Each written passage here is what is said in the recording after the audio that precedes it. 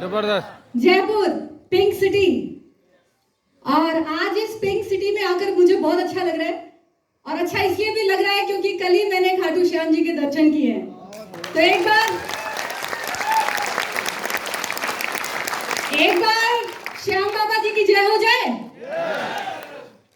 So friends, आज यहाँ आप लोगों के बीच आके मुझे बहुत अच्छा लग रहा है और मैं बहुत थैंकफुल हूँ वेस्टीज मैनेजमेंट का, जिन्होंने मुझे ये मौका दिया और मेरी औकात बढ़ा दी। मेरी औकात बढ़ा दी इसलिए बोलूंगी क्योंकि वेस्टीज में आने से पहले मेरी औकात क्या थी या मैं क्या थी, तो कुछ भी नहीं। अगर अपने फैमिली बैकग्राउंड की बात करूं, मेरी मदर एक प्राइवेट स्कूल में टीचर रही, मेरे फादर एक बिजनेसमैन रहे जिन्होंने बिजनेस तो बहुत सारे किए, लेकिन उनका हर बिजनेस सुपर फ्लॉप, एक के बाद सारे बिजनेस सुपर फ्लॉप होते चले गए। और एक ऐसा टाइम था कि हम सभी लोग, मेरा पूरा परिवार, हम लोग बहुत बड़े बैंक के कर्जदार हो चुके थे। और आप में से कुछ ऐसे लोग हैं जिनके ऊपर बैंक का लोन है? कुछ लोग हैं ऐसे? कितने लोग एक बार खड़े भी हो जाए, क्योंकि अगर आप फील करेंगे वो पेन क्या होता है। यस और नो सब? अगर आपके ऊपर बैंक का लोन है, बहुत सारे लोग हैं भाई, एक बार जोरदार तालियां आपके लिए, क्योंकि आप भी यहाँ आ सकते हैं।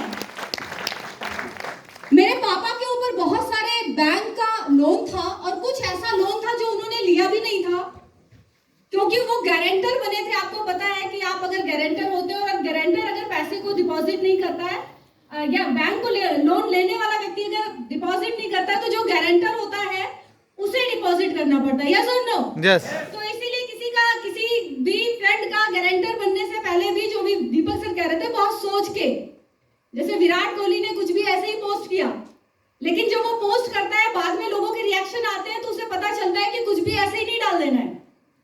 तो कहीं पर भी गारंटर ऐसे ही नहीं बन जाना है। अब जब बार बार आपने देखा कि बचपन में जब मैं स्कूल में थी, क्लास में थी, तो मैंने देखा कि मार्च अप्रैल के टाइम में बैंक वाले वसूली पर निकलते हैं। आप लोगों ने भी देखा होगा। और ये लोग जो वसूली पे निकलते हैं तो ये अकेले नहीं आते, ये जीप में आते हैं और इनके साथ कई सारे पुलिस वाले भी होते हैं। और मुझे पता नहीं, पुलिस वालों की वर्दी में पुलिस में कोई देखती हूँ तो मुझे वो वर्दी से बड़ा डर लगता है, और मुझे लगता है वो डर वही बचपन से ही आया होगा मेरे अंदर। तो कई सारे पुलिस वालों के साथ वो बैंक वाले वसूली करने के लिए हमारे घर पे आते थे, क्योंकि हम गांव में रहते हैं। इसलिए जो गांव में जब पुलिस आता है ना किसी के घर, तो पूरा गांव गाड़ी के पीछे पीछे हो जाता है। और बहुत सारे लोग हमारे घर के बाहर आते थे, मेरी मम्मी उनसे बातचीत करती थी कि पापा नहीं है घर पे। कई बार पापा घर पे होते भी थे, वो झूठ बोलती थी। और उस अपमान से बचने के लिए एक काम किया गया कि हमारे जो रिलेटिव्स थे उनसे उधार ले लिया गया कि इनसे पैसे ले लिए जाते हैं और पहले बैंक वालों को चुकाते हैं ताकि ये गाड़ियां आना बंद हो जाए। यही किया गया। बैंक के लोन को चुकाने के लिए रिश्तेदारों से पैसे ले लिए गए, बुआ जी से, फूफा जी से, मौसी से, जो भी रहे होंगे, जो जितना दे पाया। अब बैंक वाले तो साल में एक बार आते हैं, लेकिन रिश्तेदार रोजाना।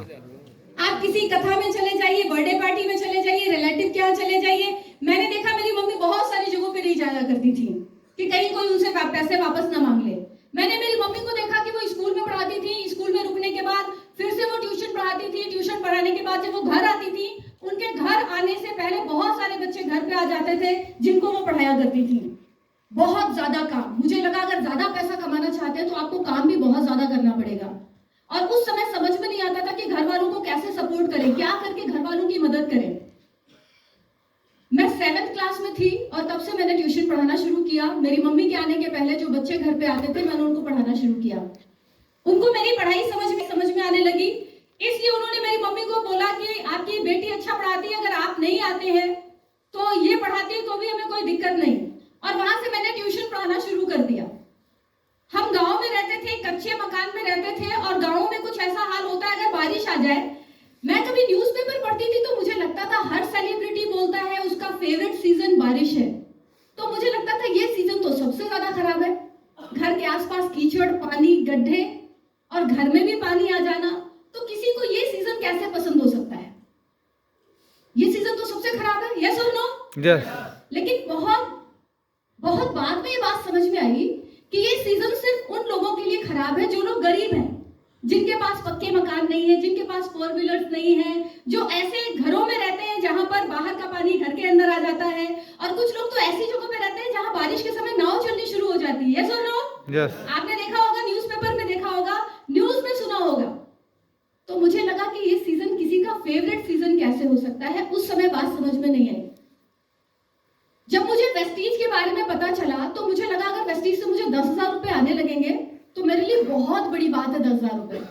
क्यों बड़ी बात है? क्योंकि मेरे पास स्कूटी तो थी जिसको कई लोगों से उधार लेके मैंने खरीद ली थी, लेकिन उस स्कूटी को चलाने के लिए फ्यूल का पैसा मेरे पास नहीं था। तो most of the time scooty घर पे खड़ी रहती थी और मैं अपनी स्कूटी कभी किसी को नहीं देती थी। उसकी चाबी तक मैं साथ में लेकर जाती थी कि अगर मैं नहीं चला रही हूं तो कोई नहीं चलाएगा। सिर्फ एक व्यक्ति को स्कूटी देती थी, वो मेरा कजन था जिसने मुझे स्कूटी चलाना सिखाया था। और मेरे घर वालों को सबको पता था कि अपनी गाड़ी किसी को नहीं देगी। और एक बार मेरा वो कजन आ गया मुझसे स्कूटी की चाबी मांगने, उसे बर्थडे में कहीं जाना था और मुझे ऐसा लग रहा था कि जैसे किसी ने मेरी पूरी जिंदगी मुझसे मांग ली हो कि मैं स्कूटी से कैसे दूं। और उसने भी बहुत तैयारी करके वो मेरे पास आया, बोला दीदी गाड़ी चाहिए, यहाँ जाना है, ऐसी ऐसी बात। तो मैंने उसको बोला अच्छा ठीक है, तुमको तो मना नहीं कर सकते, तुमने मुझे स्कूटी सिखाई है, तुम चलाना, लेकिन किसी को पीछे बैठाना नहीं। अगर बैठाना भी तो 40 किलो से ज्यादा का वजन उसका नहीं होना चाहिए। ये कंडीशन रखी। और 40 की स्पीड से ज्यादा गाड़ी मत चलाना। अगर कहीं गड्ढा होगा, कीचड़ होगा तो उतर जाना। गाड़ी को गड्ढे में मत ले जाना, तुम भले ही गड्ढे में जाना। मैं बहुत ज्यादा, आपको पता है जब कोई चीज आपको बहुत मुश्किल के बाद मिलती है तो आप उसकी वैल्यू बहुत ज्यादा करते हैं। यस और नो? यस। बहुत ज्यादा वैल्यू करते हैं। जब मैंने स्कूटी खरीदी, लोग नई गाड़ी खरीदते हैं तो सबसे पहले मंदिर जाते हैं। जब मैंने अपनी स्कूटी खरीदी तो मैंने अपने कजन को बोला पहले चलो सेफ्टी गार्ड कहाँ लगता है। कंपनी वाला बहुत महंगा था। मैंने कहा बताओ सेफ्टी गार्ड कहाँ लगेगा, पहले गाड़ी को में सेफ्टी गार्ड लगाएंगे ताकि इसमें स्क्रैच ना पड़े। हम गए, अब वो मुझे चला के घर ले आ रहा है, कहीं पर भी गड्ढा था, कीचड़ था। मैंने उससे कहा गाड़ी रोको, हम पैदल चलेंगे लेकिन गड्ढे में गाड़ी नहीं जानी चाहिए। इतनी मुश्किल से जब कोई चीज आपको मिल जाती है तो आप उसका वैसे ही इतना ख्याल रखना शुरू कर देते हैं। आज मेरे घर में 4 गाड़ियां हैं, हर समय रहती है। कौन सी गाड़ी कौन लेके जा रहा है बिल्कुल परवाह नहीं रहता, बिल्कुल फिक्र नहीं करती। लेकिन उस समय स्कूटी भी किसी को देने में डर लगता था, मैं स्कूटी भी किसी को नहीं देती थी। फ्रेंड्स, जब वेस्टीज मेरे जीवन में आया उस समय हम बहुत फटेहाल थे। फटेहाल इन द सेंस कि मेरे बड़े भाई वो भी वेस्टीज में है, यूनिवर्सल क्राउन डायरेक्टर है, और मैं एक बार उनके लिए तालियां चाहूंगी क्योंकि मुझे वेस्टीज में लाने का श्रेय उन्हें ही जाता है। जब मुझे वेस्टीज के लिए फॉलो किया जा रहा था मैं बहुत भाग रही थी। मैंने बोला था मुझे नहीं ज्वाइन करना है, लेकिन उन्होंने जोर जबरदस्ती अपना भाई वाला जो अधिकार है जबरदस्ती से मुझे वेस्टीज में लेकर आए। और मैं उनके लिए बहुत थैंकफुल हूँ कि उन्हें मेरी प्रतिभा पर मुझसे ज्यादा भरोसा था। उन्हें ये पता था कि अगर ये आएगी, ये बहुत जुनूनी है, जिद्दी है, ये करेगी और अच्छा कर सकती है। तो उन्होंने पूरे वो प्रयास लगाए, दम लगाए, जो वेस्टीज में मुझे लाने में बहुत बड़ा रोल उनका रहा। हम दोनों मिलकर अपना इंस्टीट्यूट चलाया करते थे, कंप्यूटर इंस्टीट्यूट प्रयागराज के अंदर, जिसकी 2 ब्रांचेस प्रयागराज में थी, एक भदोई में थी, एक मिर्जापुर में थी। हम सुबह से शाम तक बिजी थे, बहुत सारा पैसा आता था, लेकिन हम फंड मैनेजर थे।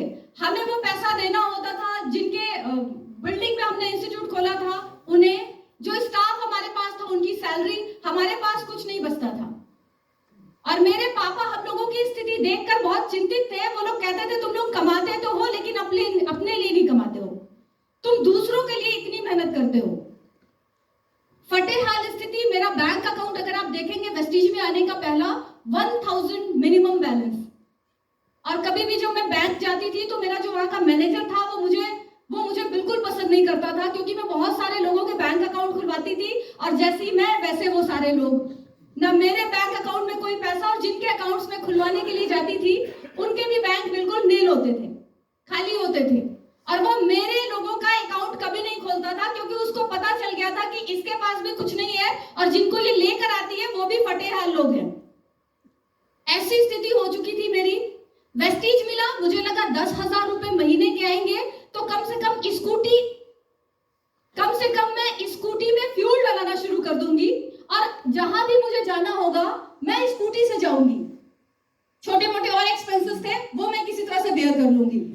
बस 10,000 रुपए सोच के आया था। और मैं, दीपक सर यहाँ पे बैठे हैं, मैं सर एक चीज तो जरूर बोलना चाहूंगी, मुझे लगता है वेस्टीज में जो भी लीडर्स आज 10 लाख 8 लाख 20 लाख कमा रहे हैं, ऑडी मर्सिडीज में चला रहे हैं, हमने जब भी वेस्टीज को ज्वाइन किया था हमने इतना बड़ा कभी नहीं सोचा था कि ये गाड़ी आएगी, इतनी इनकम आएगी, विदेश यात्रा जाएंगे।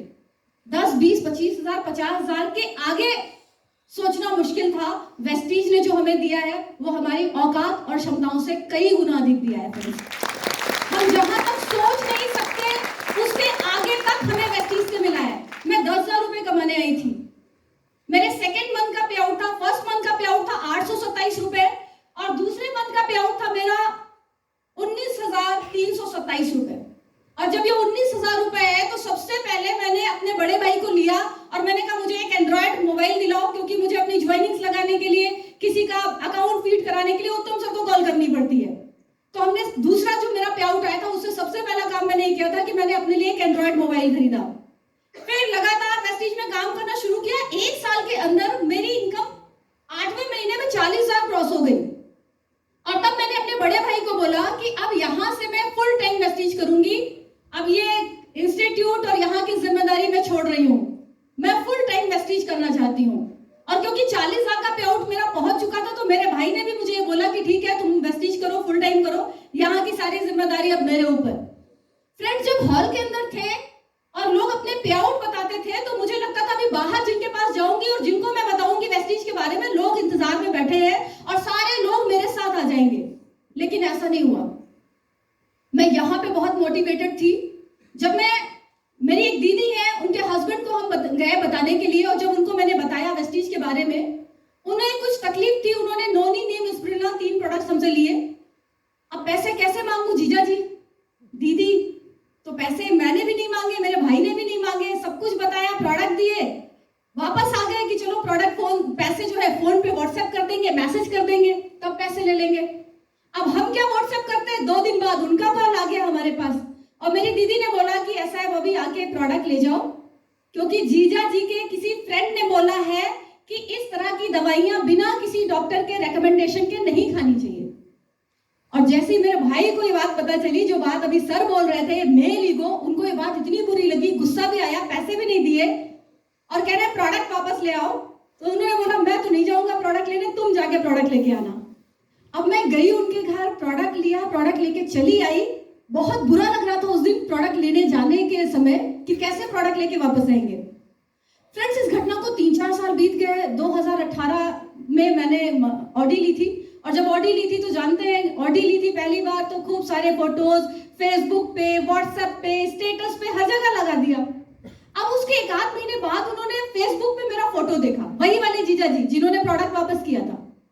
अब जब उन्होंने फोटो देखा तो उन्होंने मुझे कॉल किया। मैं झूसी में एक जगह मीटिंग कर रही थी, मैंने उनका फोन रिसीव किया। उन्होंने कहा ये फेसबुक पे तुमने एक ऑडी के साथ फोटो लगाई है। मैंने कहा हाँ। कहीं ऑडी किसकी है? मैंने बोला मेरी है।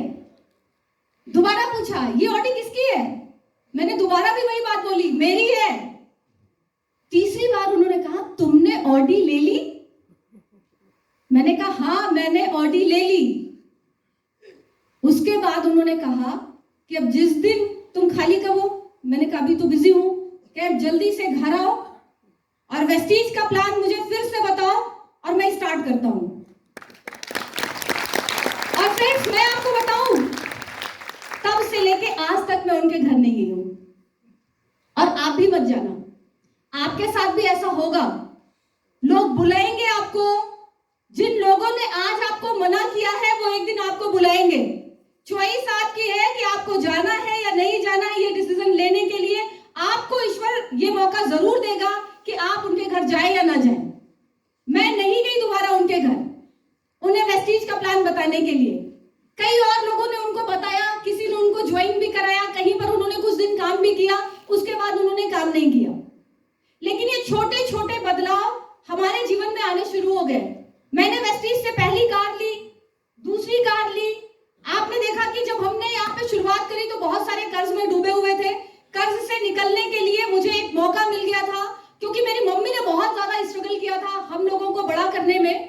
बहुत के लिए हम बहुत लंबा तरस रहे थे, और वेस्टीज के मिलने के बाद एक मौका मिला कि किस तरह से मैं सिर्फ अपनी जिंदगी नहीं बल्कि अपने परिवार की जिंदगी को भी बदल सकती हूँ। फ्रेंड्स, वेस्टीज में 10,000 रुपए के लिए आई थी, और वेस्टीज में मेरा हाईएस्ट पे आउट है 4 लाख इन अ मंथ, 4 लाख रुपए। वेस्टीज में धीरे धीरे करके मेरे और अचीवमेंट्स आए। मुझे पहली बार फॉरेन ट्रिप जाने का मौका मिला, इंडोनेशिया, बाली। उसके बाद दूसरा ट्रिप, तीसरा, कई सारे विदेश यात्रा मैंने करी। गाड़ियां 1 नहीं, 2 नहीं, 3 नहीं, 4 नहीं, आधे दर्जन कार हमने खरीदी। और आज की डेट में पूरे मेरे गांव में अगर आप चले जाएं और सिर्फ ये पूछ लें कि रेड कलर की ऑडी से जो चलते हैं उनका घर कहां पे है, या वो लड़की कहां रहती है जो रेड कलर की ऑडी से चलती है, आप मेरा नाम भी मत बताइएगा, लोग आपको मेरे घर तक छोड़ के जाएंगे। आप कहीं से भी पूछेंगे, लोग आपको मेरे घर तक छोड़ के जाएंगे। ये परिवर्तन हुआ। और आज ऐसी स्थिति, अगर आप वेस्टीज के पहले हमारा घर देखते तो मेरे घर के बाहर एक सेकेंड हैंड एटिका कार खड़ी होती थी जो कभी नहीं चलती थी, और वो खड़ी सिर्फ इसलिए रखी गई थी ताकि घर की शोभा कुछ बढ़ती रहे। लेकिन आज की डेट में ये गाड़ियां हैं, मम्मी को सब्जी लेने भी अगर जाना होता है तो वो ड्राइवर को लेके कार में बैठ के सब्जी लेने जाती हैं। रिसेंटली मेरे मामा जी की लड़की का एक रिश्ता कहीं होना था, और उन्होंने बातों बातों में बताया कि हमारे रिश्तेदार ऑडी से चलते हैं। जिस दिन प्रोग्राम था उसके 2 दिन पहले से उनकी कॉल आने लगी कि याद है ना आना है, याद है ना आना है। मेरे भाई के पास बार बार कॉल आ रही थी। जिस दिन प्रोग्राम था उस दिन फिर से कॉल आई, और उन्होंने बोला कि आना तो ऑडी में आना, क्योंकि हमने उन्हें बताया है कि हमारे रिश्तेदार ऑडी में चलते हैं।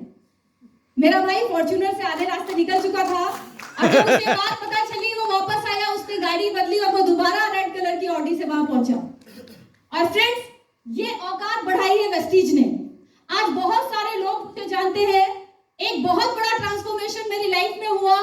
इस स्थिति से इस स्थिति तक, एक गरीब सुरभि से अमीर सुरभि बनने तक की यात्रा है वेस्टीज। और ये सिर्फ एक बिजनेस नहीं है। आप इसे सिर्फ इनके वेस्टीज के प्रोडक्ट को सिर्फ प्रोडक्ट मत समझिएगा फ्रेंड्स, क्योंकि प्रोडक्ट तो जिंदगी भर हम कहीं ना कहीं से इस्तेमाल करते हैं। यस और नो? यस। दादाजी, पिताजी, परदादाजी, सारे लोग। लेकिन दुनिया के किसी प्रोडक्ट में ये ताकत नहीं है जो आपके जीवन की गरीबी को हटा दे। ये ताकत अगर कहीं है तो सिर्फ वेस्टीज के प्रोडक्ट में है, जो आपके जीवन की गरीबी की मैल को धो सकते हैं। और ये हमारी जिम्मेदारी है कि हम इस बिजनेस में अपना बेस्ट दें। रिजेक्शन मिलेंगे, लोग मना करेंगे, डेफिनेटली लोग मना करेंगे। आप कुछ भी नहीं करेंगे तो भी, आप कुछ करेंगे तो भी, आप अच्छा करेंगे तो भी, और आप कुछ बुरा करेंगे तो भी, लोगों का स्वभाव है कि वो आपको रोकेंगे, टोकेंगे, मना करेंगे। ये हमारे ऊपर निर्भर करता है कि हम उनकी बात मानेंगे या नहीं मानेंगे। यस और नो? यस और नो? यस। लोग कहते थे लड़कियां हैं, ट्रैवल नहीं कर पाएंगी, ये इंडस्ट्री में महिलाएं सफल नहीं हो सकती क्योंकि बहुत ट्रैवल करनी पड़ती है। कहां ये ट्रैवल करेंगी, कहां ये जाएंगी, इतना रिजेक्शन होता है। लेकिन फ्रेंड्स, आज मैं बता दूं, जैसा कि अभी सर ने बताया, कि दुनिया भर में सबसे अधिक इस इंडस्ट्री का चुनाव करने वाली महिलाएं ही हैं। भारत की स्थिति थोड़ी सी अभी खराब जरूर हो सकती है, लेकिन मुझे पूरा विश्वास है कि जितने लोग यहाँ पर बैठे हैं, अगर ये लोग अपने परिवार की महिलाओं को भी इस बिजनेस का हिस्सा बनाएंगे तो एक बहुत बड़ा बदलाव वेस्टीज के माध्यम से हमारे देश में आने जा रहा है। यस और नो? यस। आज पूरी दुनिया में भारत को विश्व गुरु के नाम से लोग जान रहे हैं। आप कहीं भी जाएंगे और आप बताएंगे कि आप इस देश से हैं, लोग आपको सम्मान की नजर से देखते हैं। यस और नो? वेस्टीज ने आपको मौका दिया है कि आप सम्मान की जिंदगी जी सकें, और सम्मान की जिंदगी जीने के लिए आपको जो सबसे बड़ी चीज करनी होगी वो ये करनी होगी, आपको आर्थिक रूप से आत्मनिर्भर बनना पड़ेगा। क्योंकि अगर आप आर्थिक रूप से आत्मनिर्भर नहीं है, दुनिया आपको जज करती है आपकी गाड़ियों से, आपके बैंक बैलेंस से, आपके कपड़ों से। आपको कितना सम्मान दिया जाए, ये बात किस पे डिपेंड करती है? आप मुझे बताओ, एक परिवार है, 4 लड़के हैं, चारों की वाइफ है, घर के सारे काम, जिस लड़के की इनकम बहुत कम होती है ना, सारा काम घर का उसी की वाइफ करती है। अगर घर में मेहमान आ जाएंगे तो चाय कौन बनाएगा? किसकी वाइफ बनाएगी चाय? कम कमाने वाले। किसकी वाइफ? कम कमाने वाले। जिसकी सैलरी बहुत कम होगी, यस और नो? घर का सारा काम कौन करेगा? वही करेगी, यस और नो? अगर आप कभी अपने ससुराल में जाएंगे ना, 2 दामाद है तो ज्यादा इज्जत किसको मिलनी है? जो ऑडी से जाएगा उसको, या जो साइकिल से जाएगा उसको, या जो बाइक से जाएगा उसको? और ये अंतर कौन लोग करते हैं? जो हमारे अपने खास लोग होते हैं। ये बाहर वाले नहीं करते, ये वो करते हैं जो हमारे बहुत अपने लोग होते हैं। हमारे अपने लोग ऐसा अंतर करते हैं। और मुझे लगता है कि अगर ज्यादा पैसे कमाने से आपको ज्यादा सम्मान मिलता है तो पैसा कमा लेना चाहिए या ना कमाने के बहाने बताने चाहिए? कमा लेना चाहिए। क्या करना चाहिए? कमा लेना चाहिए। अगर ज्यादा पैसा कमाने से आपके समाज में, रिलेटिव्स में आपको ज्यादा रिस्पेक्ट मिलती है तो कमाना चाहिए या नहीं कमाना चाहिए? कमाना चाहिए। कमाना चाहिए या नहीं कमाना चाहिए? कमाना चाहिए। कमाना चाहिए। तो वेस्टीज ने आपको मौका दिया है फ्रेंड्स, आप अपने सारे बहानों को एक तरफ रखें, सारी मजबूरियों को एक तरफ रखें। अभी सर ने बताया 12वीं फेल का एग्जाम्पल। अगर मनोज शर्मा जी आईपीएस नहीं बनते तो क्या हमें ये पता चलता कि किसी एक व्यक्ति ने अपने जीवन में इतना संघर्ष किया था? बहुत सारे लोग हैं जो मनोज शर्मा जी के जितना ही संघर्ष कर रहे हैं। उन्हें भी खाना नहीं मिलता होगा, वो भी कर्ज में डूबे होंगे, लेकिन जो व्यक्ति अपने संघर्ष को सफलता में बदल देता है, कहानी उसकी सुनाई जाती है, बाकियों की कहानी नहीं सुनाई जाती। बहुत सारे लोग होंगे, बहुत सारे लोग हैं जिनके घर वाले नहीं कहते कि जाके आप वेस्टीज करो। आप लोगों के भी नहीं कहेंगे, हमारे घर वालों ने भी नहीं कहा था कि सबसे अच्छा बिजनेस ज्वाइन किया है, जाओ और अब जाके बिजनेस करो। मुझे याद है, अगर मुझे लौटने में लेट हो जाता था, 7 बज जाते थे, तो घर आके मुझे बहुत डांट पड़ती थी। मेरी मम्मी मुझे बहुत डांटती थी। तो मैं करती क्या थी, स्कूटी बाहर से मैं बंद करती थी, अंदर लाती थी पैदल घसीट के, क्योंकि जब स्कूटी स्टार्ट रहेगी तो उसकी आवाज आएगी। स्कूटी बंद करके स्कूटी को ला के घर के बाहर खड़ी करके, बाउंड्री छोटी थी, मैं उसको लांग जाती थी और दरवाजा खुला देख के चुपचाप ड्राइंग रूम के अंदर जाके मैं सोफे पे लेट जाती थी। और जब मम्मी आके पूछती थी कब आई, तो मैं बोलती थी मुझे आए हुए आधे घंटे हो गए। उनको ज्यादा दिक्कत नहीं थी, दिक्कत आसपास वालों को ज्यादा थी। आपके घर वालों को ज्यादा दिक्कत नहीं होगी कि आप 7 बजे घर आते हो, 8 बजे घर आते हो, 10 बजे घर आते हो। आपसे ज्यादा दिक्कत किनको होगी? पड़ोसियों को, जो आपके पड़ोसी होंगे। यस और नो? आपको अपनी सफलता का रास्ता खुद बनाना होगा। हर किसी के परिवार में लोगों ने मना किया, समाज ने मना किया, उनके साथ गरीबी थी, वो कर्ज में थे, रिजेक्शन में थे, वो बीमार थे। ये परिस्थितियां सबके साथ हैं। निर्णय आपको लेना है कि आप अपने संघर्ष को सफलता में बदल के दुनिया को ये मौका देंगे कि लोग आपकी कहानी सुनाएं, या आप बहाने बनाएंगे और घर में बैठ जाएंगे और अपने आने वाली जनरेशन को बताएंगे कि बेटा मैं भी कुछ कर जाता, मैं भी करोड़पति बन जाता, लेकिन मैं तो इसलिए नहीं कर पाया क्योंकि मेरी पड़ोसन ने मुझे करने नहीं दिया। यस और नो? ये निर्णय आपके पास है, ये निर्णय हर तरह से आपके ऊपर है। इसलिए वेस्टीज करना नहीं करना ये जिम्मेदारी सिर्फ आपकी है। कोई और आपको सहयोग ना भी करे, सपोर्ट ना भी करे, दुनिया में जितने भी महान लोग हुए किसी का किसी ने सपोर्ट नहीं किया। मुझे लगता है कि जिस समय देश आजाद नहीं था उस समय कौन YouTube चैनल था, वो कौन मोटिवेशनल स्पीकर था, वो कौन सी मोटिवेशनल किताबें थी जिनको पढ़कर वो मोटिवेट हुए? वहां तो जान देने की बात थी। यस और नो? आसानी से इतने लोग इकट्ठे हो सकते थे? चंद्रशेखर आजाद ऐसी मीटिंग कर सकते थे? कर सकते थे? No. वो किसी को कॉल करके कह सकते थे कि यहाँ पे आओ, यहाँ पे हम मीटिंग करेंगे और हम प्लानिंग करेंगे कि हमें कैसे बम फोड़ना है, हमें कैसे अंग्रेजों से लड़ना है। क्या इतनी आजादी थी उन्हें? उन्हें कौन मोटिवेट करता था? कौन मोटिवेट करता था? सिर्फ उनका सपना, सिर्फ उनका सपना। रानी लक्ष्मीबाई, क्या कमी थी उनके पास? अंग्रेज तो कह रहे थे तुम्हें पेंशन भी देंगे, ये वाला महल भी देंगे, नौकर चाकर भी रहेंगे, आराम से अपने जीवन को काट लो। यस और नो? वो क्या चीज थी जिसने कहा कि नहीं, मुझे युद्ध करना है और मुझे अपनी ये संपत्ति जिस पर मेरा अधिकार है मैं नहीं दूंगी, भले मुझे लड़ना पड़े, भले मुझे जान देना पड़े। वो क्या चीज थी जो उन्हें मोटिवेट करती थी? विपरीत परिस्थितियां थी, जान देनी थी, लड़ना था, और वो लड़े, और इसलिए आज हम उनकी बातें कर रहे हैं। और हमें अपनी सफलता के लिए, मेरे घर में 4 लाख आएगा, मेरे माँ बाप उससे एंजॉय करेंगे, मेरे घर में गाड़ी आएगी, कोई दूसरा आके मोटिवेट करेगा, कोई YouTube चैनल आके आपको मोटिवेट करेगा, कोई किताब आपको मोटिवेट करेगी, तब आप वेस्टीज करेंगे? सोचने वाली बात है। मस्क से इंटरव्यू में एक पूछा गया, एलन मस्क से पूछा गया, आपको वो कौन सी चीज मोटिवेट करती है कि आप किसी लक्ष्य को बनाते हैं और आप उसे अचीव कर लेते हैं? उसने बोला सॉरी। इंटरव्यूअर ने फिर से पूछा, वो कौन सी चीज है जो आपको मोटिवेट करती है? उसने फिर बोला सॉरी। उससे तीसरी बार पूछा गया, वो कौन सी चीज है जो आपको मोटिवेट करती है? उसने कहा मोटिवेट। अगर मैंने कुछ डिसीजन लिया है कि मुझे करना है तो मुझे करना है, उसके लिए मुझे मोटिवेशन की जरूरत नहीं है। लेकिन हमें मोटिवेशन चाहिए, हमें सुबह शाम अपलाइन को कॉल चाहिए। अपलाइन सुबह को आपको बोले उठो मेरे शेर, बारिश तो हो रही लेकिन निकलो तो प्लान करके आओ। हमने सोचा था हम रजाई में रहेंगे, लेकिन अपलाइन ने फोन कर दिया है, तो अब हम जाएंगे, 2 प्लान करेंगे और अपलाइन पे बहुत बड़ा एहसान कर देंगे, बहुत बड़ा एहसान। आपको पता है अगर आप एक चाय की दुकान खोल देना, सुबह झाड़ू भी आप लगाएंगे, चाय भी आप बनाएंगे, चाय सर्व भी आप करेंगे, सारा काम आप करेंगे। लेकिन जब आप वेस्टीज करते हैं तो आप इसे पंचायती बिजनेस मानते हैं। कौन सा बिजनेस? आप इसे अपलाइन का बिजनेस मानते हैं, डाउन लाइन का बिजनेस मानते हैं, क्रॉस लाइन का बिजनेस मानते हैं और डीएनसीपी में बैठ के दुनिया भर की कहानियां करते हैं। प्लान देने के बजाय सब कुछ हो रहा है, काम नहीं हो रहा है, बाकी सब कुछ हो रहा है। किस मोटिवेशन की जरूरत है आपको?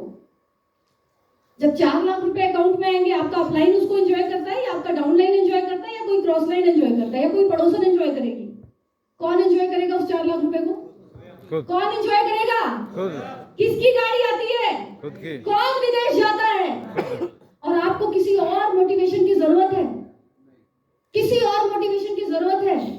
नहीं फ्रेंड्स, अपने दिल की आवाज सुनो। एक सही प्लेटफॉर्म को पे आ गए हैं, अपने आप को तैयार करिए, दुनिया की कोई ताकत आपको रोक नहीं सकती। आप भी यहाँ पर आ सकते हैं। और एक चीज जान लीजिए, स्वामी विवेकानंद जी कहते थे, अगर एक मनुष्य कोई निर्णय ले ले और वो कहीं पर पहुंच जाए तो बाकी सारे मनुष्यों के लिए एक मैसेज है कि अगर एक पहुंचा है तो सब पहुंच सकते हैं।